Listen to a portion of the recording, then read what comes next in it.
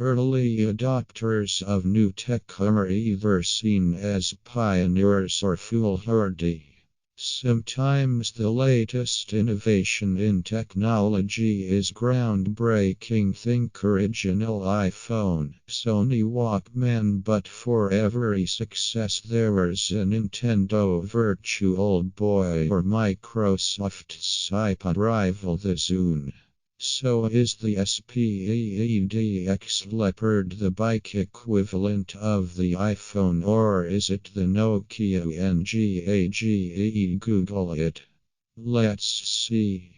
If I speak in the tongues of men or of angels, but do not have love, I am only a resounding gong or a clanging cymbal. If I have the gift of prophecy and can fathom all mysteries and all knowledge, and if I have a faith that can move mountains, but do not have love, I am nothing. 3. If I give all I possess to the poor and give over my body to hardship that I may boast but do not have love, I gain nothing.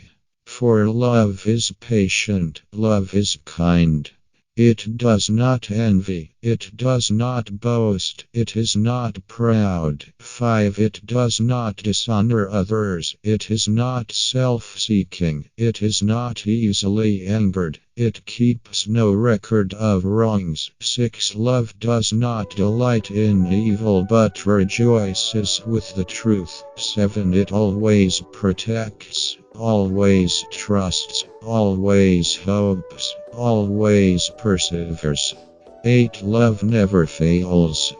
But where there are prophecies, they will cease. Where there are tongues, they will be stilled. Where there is knowledge, it will pass away. 9. For we know in part and we prophesy in part. 10. But when completeness comes, what is in part disappears. 11. When I was a child, I talked like a child. I thought like a child. I reasoned like a child.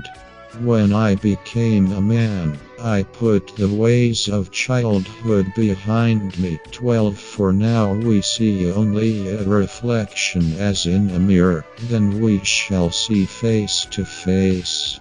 Now I know in part, then I shall know fully, even as I am fully known.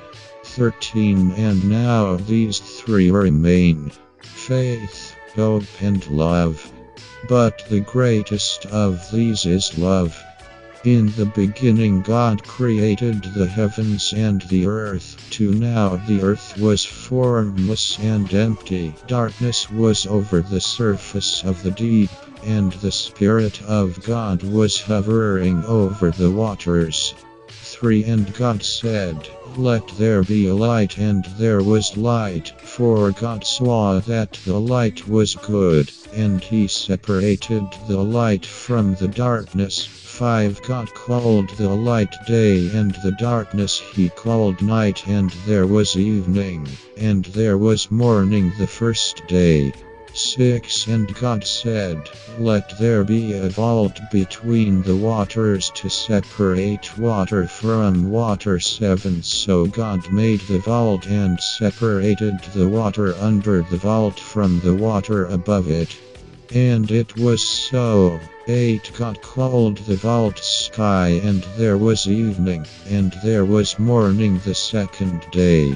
9. And God said, "Let the water under the sky be gathered to one place, and let dry ground appear," and it was so. 10. God called the dry ground land, and the gathered waters he called seas, and God saw that it was good.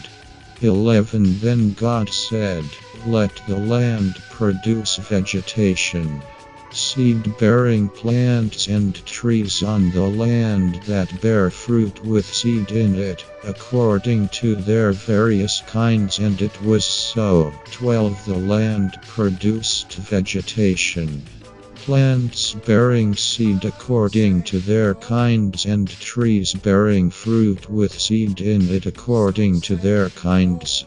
And God saw that it was good. 13 And there was evening, and there was morning the third day. 14 And God said, Let there be lights in the vault of the sky to separate the day from the night,